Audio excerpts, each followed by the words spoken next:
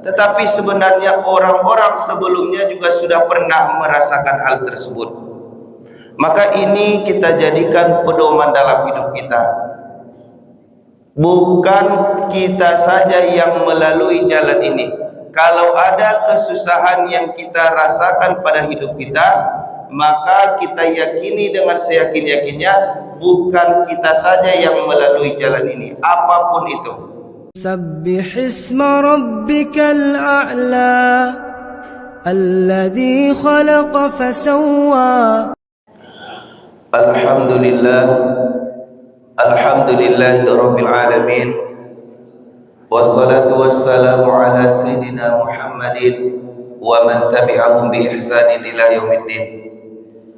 Asyhadu an la ilaha illallah wa asyhadu anna Muhammadan abduhu wa rasuluhu la nabiyya ba'dah. Subhanaka la ilma lana illa ma 'allamtana innaka antal alimul hakim. Bapak Ibu jamaah yang kami muliakan dan insyaallah dimuliakan Allah Subhanahu wa taala, tidak bosannya kita mengucap alhamdulillah, bentuk syukur kita kepada Allah Subhanahu wa taala yang masih mengembalikan setiap roh kita ke dalam jasad. Yang Allah masih amanahkan kepada kita badan ini untuk kita pergunakan pada hari ini. Dan mudah-mudahan kita juga menjadi seorang hamba yang benar-benar menyadari nikmat-nikmat yang Allah berikan kepada kita. Salah satu bentuk kita mensyukurinya adalah dengan datang pada pagi hari ini melaksanakan ibadah salat subuh secara berjamaah. Bapak Ibu jamaah yang kami muliakan, pada pengajian kita yang singkat ini kita melihat firman Allah di surah Ali Imran ayat 140. A'udzu billahi minasyaitonir rajim. Bismillahirrahmanirrahim. Iyamsaskum qarhum faqad massal qauma qarhum mithluh wa tilkal ayyamu nudawiluha bainan nas wa liya'lamallahu alladhina amanu wa yattakhidha minkum syuhada wallahu la yuhibbudz zalimin. Bapak Ibu jamaah yang kami muliakan, ayat ini bercerita tentang kekalahan kaum muslimin pada perang Uhud. Kita melihat terlebih dahulu asbabun nuzulnya atau sebab turunnya ayat ini.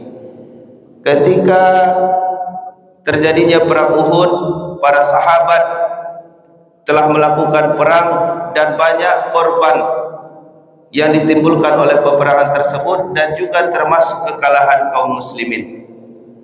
Dan pada saat itu ketika selesai perang, ada seorang perempuan yang menemui Rasulullah SAW dengan tangisan, dengan isak tangis yang luar biasa.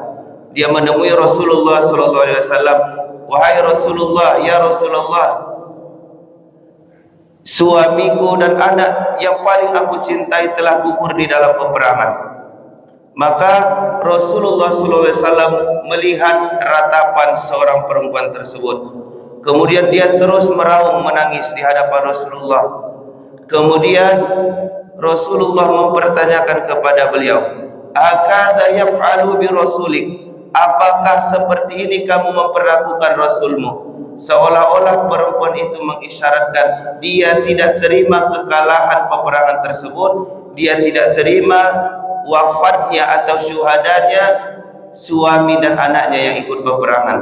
Maka turunlah ayat ini. Allah menyampaikan, iyamsaskum qarhum faqad massal qauma qarhum mithluh.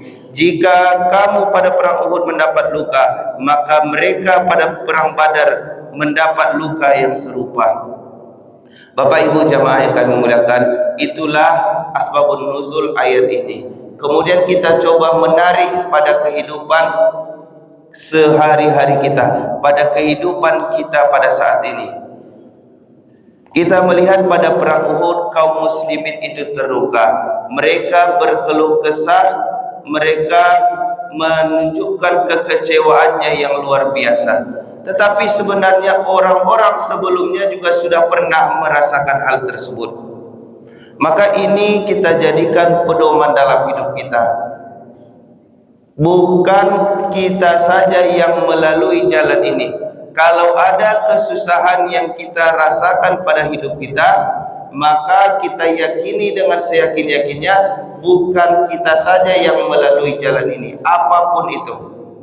Kalau misalnya kita berikan perumpamaan Bapak Ibu, kalau ada rumahnya yang terbakar, mohon maaf, musibah yang Allah berikan, maka bukankah sudah pernah dan sudah banyak orang-orang sebelum itu yang Allah ujikan dengan hal serupa? Kemudian ada anaknya yang diambil, anaknya yang meninggal ketika kecil. Bukankah Rasulullah SAW sudah diuji oleh Allah, sudah diberikan Allah cobaan seperti itu, yaitu anaknya Ibrahim yang sedang dalam masa emasnya, yang sedang masa imut-imutnya kalau sekarang, diambil oleh Allah Subhanahu wa taala. Maka ayat ini mengingatkan kita kembali, luka yang kita rasakan itu sudah dirasakan oleh orang-orang sebelumnya. Kemudian Bapak Ibu jemaah yang kami muliakan, juga ayat ini ingin kami sampaikan supaya menjadi pengingat bagi kita semua. Di mana pengingatnya Bapak Ibu? Watilkal ayyamu nudawiluha bainan nas, yaitu Allah menyampaikan, dan masa kejayaan dan kehancuran itu kami pergilirkan di antara manusia. Ada dalam Islam itu konsep mudawalah, yaitu bergilir, saling berganti. Maka tidak ada yang abadi dalam kehidupan ini. Semisal anak-anak kita Bapak Ibu, kita ikutkan perlombaan, baik lomba matematika, lomba fisika, lomba tahfiz, lomba bidang-bidang agama, dia tidak mendapatkan ranking yang terbaik, masih mungkin 3, 2, 1, maka perlu kita tanamkan ini ke anak-anak kita. Watilkal ayyamu nudawiluha bainan nas, Allah mempergilirkan kejayaan dan kehancuran di antara manusia. Supaya apa? Supaya mereka bersungguh-sungguh, supaya mereka berjihad luar biasa untuk mendapatkan tujuan mereka. Maka anak-anak kita yang sedang berlomba, mari kita tenangkan mereka, kita berikan mereka motivasi bahwa tidak selamanya kalau ranking 3 saja Bapak Ibu, lomba ikut ranking 3, lomba ikut ranking 3. Kita motivasi lagi bahwa akan ada masanya dia akan naik ke ranking 2, ada masanya dia naik ke ranking 1. Tapi syaratnya adalah dia tetap berjihad, tetap bersungguh-sungguh. Kemudian Bapak Ibu jemaah yang kami muliakan, juga terkait dengan kejayaan seseorang, maka Allah bisa merubahnya. Nudawiluha bainan nas, Allah pergilirkan di antara manusia. Maka jelas kita lihat ayat ini dalam kehidupan kita Bapak Ibu. Ada yang kita masih melihat usahanya kecil-kecilan, usahanya itu biasa saja, kedainya masih jualannya secukupnya, barang-barangnya barang-barang yang kecil-kecil, tetapi karena kesabarannya Allah putar balikkan Bapak Ibu. Kita lihat 5 tahun, 10 tahun setelah itu sudah buka ruko yang besar, sudah buka cabang di mana-mana, dan itu nyata di hadapan kita. Siapa yang membuat itu? Allah Subhanahu wa taala. Untuk membuat kita menggilir manusia, ada fase kejayaannya, ada fase kehancurannya, tapi ada yang fase kejayaannya itu terus berlanjut apabila dia beriman kepada Allah Subhanahu wa taala, apabila dia benar-benar menyerahkan semua hal perkara hidupnya kepada Allah Subhanahu wa taala. Maka Bapak Ibu, ayat ini sangat luar biasa pengingat untuk kita. Terkadang sangat aneh bagi kita Bapak Ibu, ketika kita berusaha, berjualan, kalau kita untung senangnya luar biasa, tetapi ada sedikit kerugian, mungkin kita ditipu oleh orang lain, atau mungkin ada barang rusak yang datang ke toko kita mengeluh luar biasa. Padahal kita lupa bahwa Allah sudah memberikan kejayaan kepada kita. Allah sudah memberikan kita beberapa lama keuntungan. Tapi satu kali Allah berikan kerugian, kita mengeluh seperti mengeluhnya perempuan tadi. Padahal pada saat itu sahabat-sahabat sudah sering menang, sudah sering mengalahkan orang kafir Quraisy ketika peperangan. Tapi satu kali kalah di perang Uhud, mereka langsung menunjukkan kekecewaan yang luar biasa. Jangan kita seperti itu, Bapak Ibu. Ketika kita diberikan kejayaan oleh Allah, tapi Allah ambil sedikit kejayaan itu, jangan sampai kita mengeluh, jangan sampai kita mencaci, menghina musibah yang Allah berikan tersebut. Bapak Ibu jamaah yang kami muliakan, kemudian juga kesuksesan atau pangkat jabatan yang Allah titipkan kepada kita, maka Allah nudawiluha bainan nas, Allah gilirkan di hadapan manusia, Allah gilirkan di antara manusia. Ada yang hari ini menjabat sebagai gubernur, ada yang menjabat sebagai wali kota, ada yang menjabat sebagai bupati, camat, dan seterusnya. Tetapi itu Allah gilirkan di antara manusia, maka tidak ada yang harus kita pertahankan mati-matian, tidak ada yang harus kita habis-habisan mati-matian untuk memegangnya. Yang Allah sendiri mengatakan itu akan digilirkan di antara manusia. Maka sangat aneh Bapak Ibu, ketika kondisinya sebenarnya tidak lagi layak, pikirannya sudah pikun, badannya sudah rapuh, tapi masih ingin memaksakan kekuasaan itu ada di tangan dia, maka dia sebenarnya tidak paham ayat Allah ini. Allah memberikan kesempatan kepada orang lain, Allah menggilirkan kepada orang lain supaya kita tahu kekuasaan Allah itu. Maka Bapak Ibu, tidak ada kekuasaan yang abadi, siapapun itu. Yang ada hanyalah bagaimana kekuasaan itu kita pakai. Kalau kita kekuasaan itu kita pakai dengan sebaik-baiknya, maka kita akan jadi sejarah dan dikenang oleh orang lain. Tetapi kalau kekuasaan itu kita pakai dengan semena-mena, dengan sekehendak kita, maka setelah jabatan itu kita lepaskan, maka hari itu juga kita dilupakan oleh manusia. Maka Bapak Ibu, kalau misalnya apapun jabatan yang diamanahkan oleh orang lain kepada kita, kita sadari itu adalah sesuatu titipan yang Allah berikan dan akan dipergilirkan setelah itu. Bapak Ibu jamaah yang kami muliakan, kemudian juga kita perhatikan kehidupan akhirat kita.